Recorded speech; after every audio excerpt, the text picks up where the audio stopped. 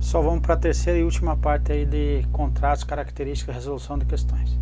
Questão 21. Após o procedimento de dispensa de licitação, a administração convocar o contratado para firmar contrato no valor de 6.000, não será facultado à administração substituir o instrumento do contrato por outro instrumento hábeis. Resposta: errado. Certo? Por que está errado? Contrato é obrigatório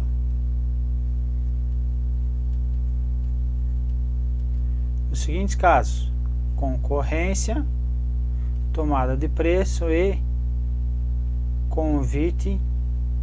Que convite?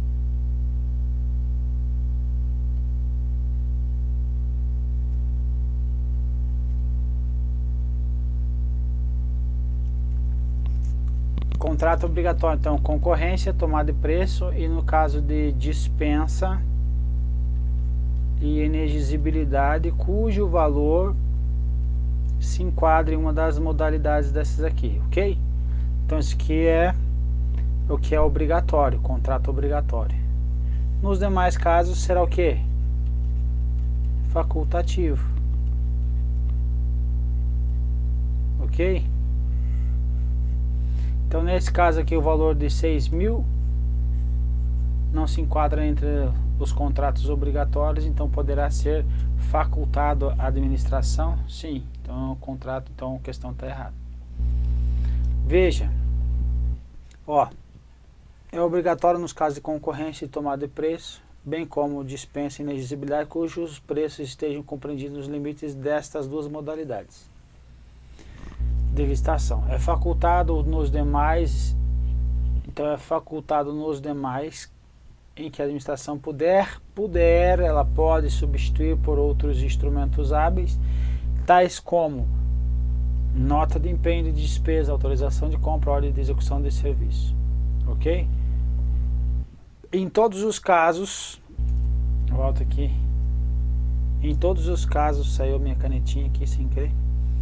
Ó, em todos os casos é dispensável o termo de contrato, independente de que?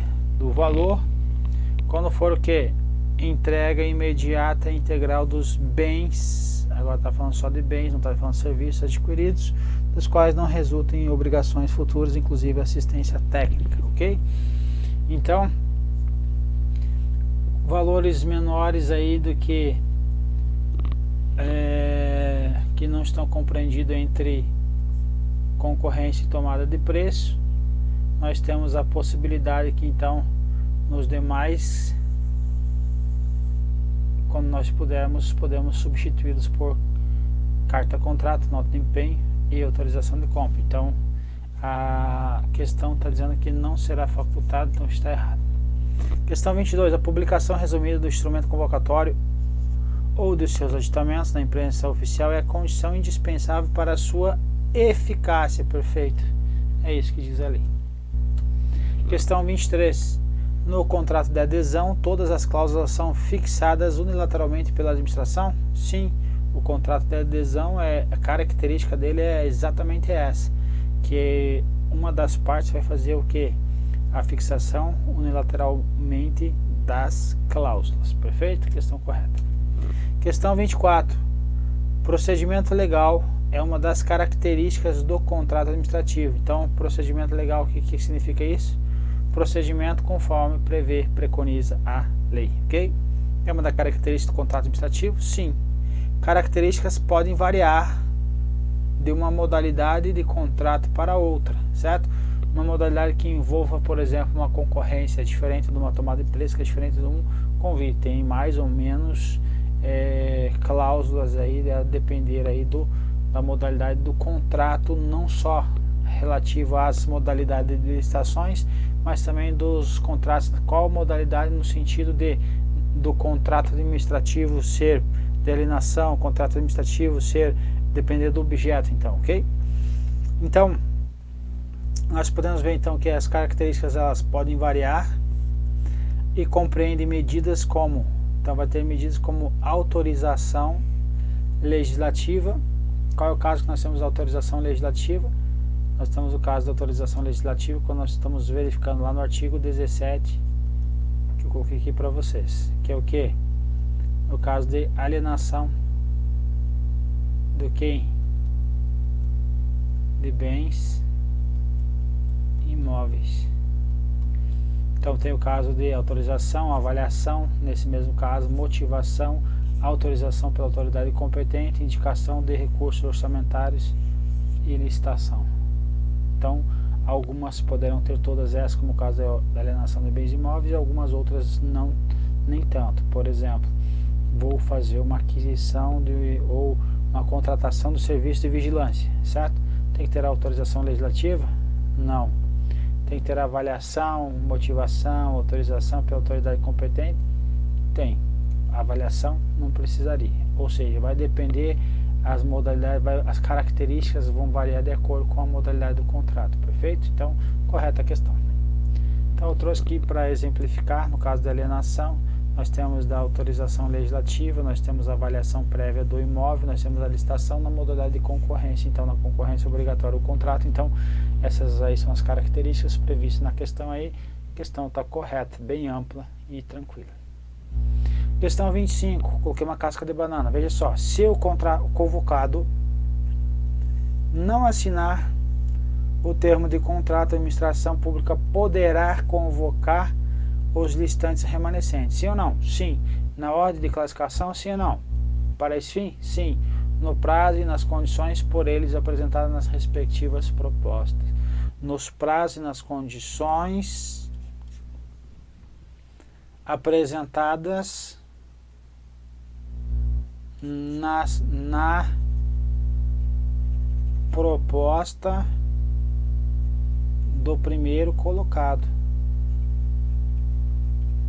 ok? Do primeiro colocado. Então, não na que eles apresentaram, perfeito? Então, não pode. Questão, aqui eu coloco aqui uma situação, um gráfico até para visualizar bem.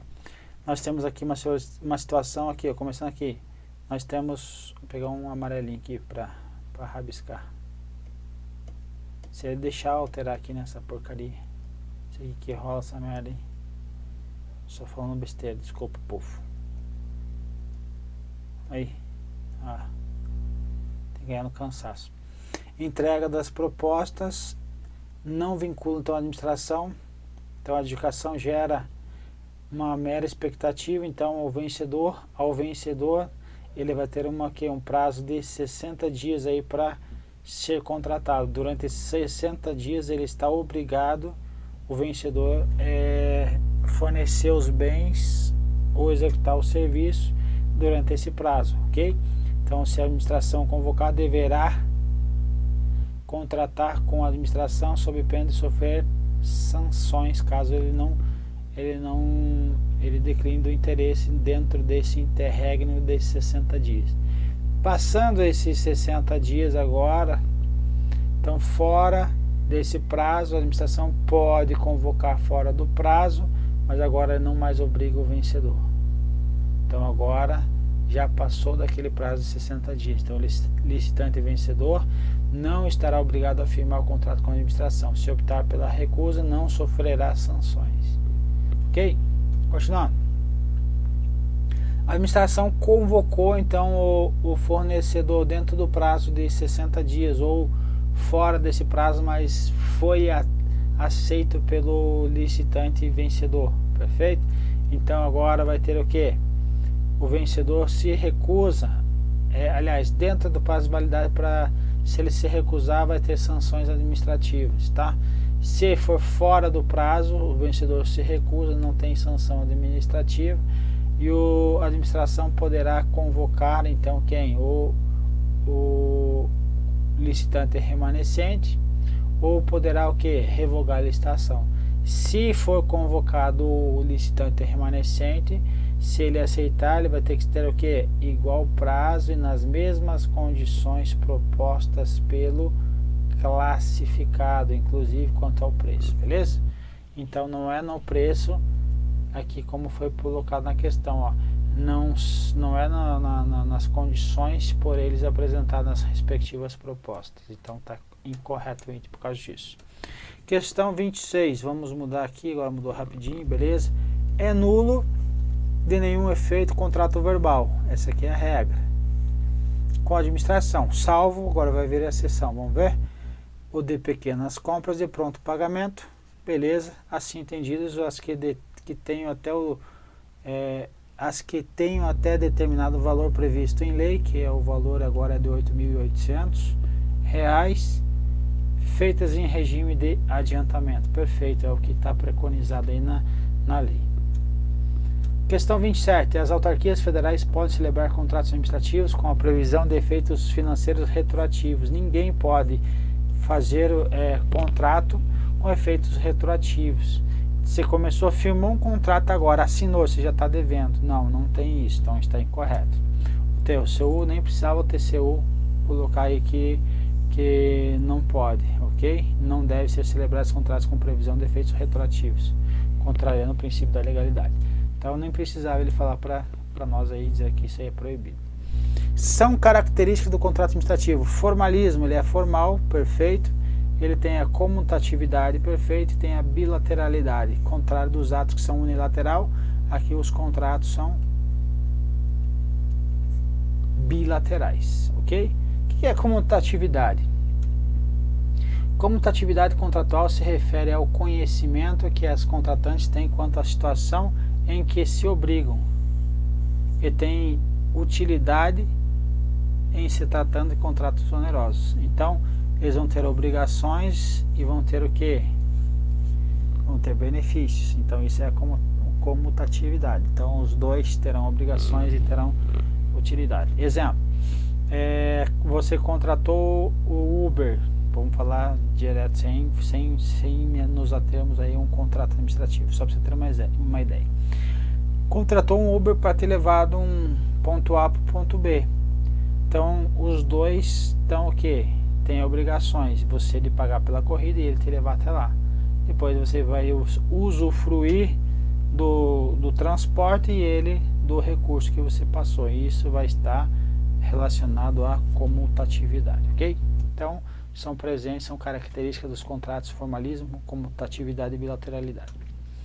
Questão 29. No caso de dispensa de licitação, cujos preços estejam compreendidos entre os limites da modalidade dessa modalidade, qual modalidade? De dispensa, o contrato deve ser substituído pelo termo de dispensa de licitação devidamente fundamentado. Não.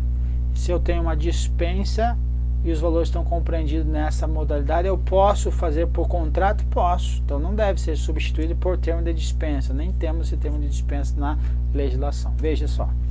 O instrumento, a regra aqui, então, é obrigatório para os casos de concorrência, tomada de preço, e nas dispensas e inexigibilidades cujos valores estejam compreendidos nos limites dessas duas modalidades que são tomada de preço e concorrência, ok?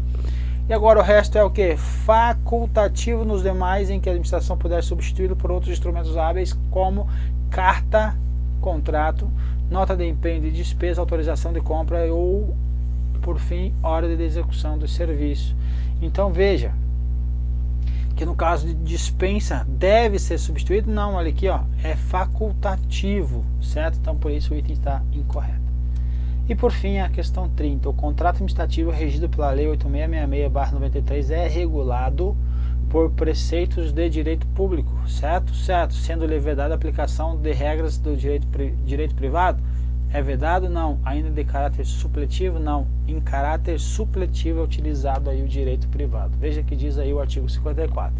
Os contratos administrativos que tratam dessa lei regulam-se pelas suas cláusulas e pelos preceitos do direito público, aplicando-se-lhe supletivamente os princípios da teoria geral dos contratos e a disposição do direito privado. Então, aplica-se supletivamente aí o direito privado. Então, por isso nossa questão estava incorreta e assim terminamos aí as questões relativas ao nosso dia 2, beleza? Um abraço, fique com Deus.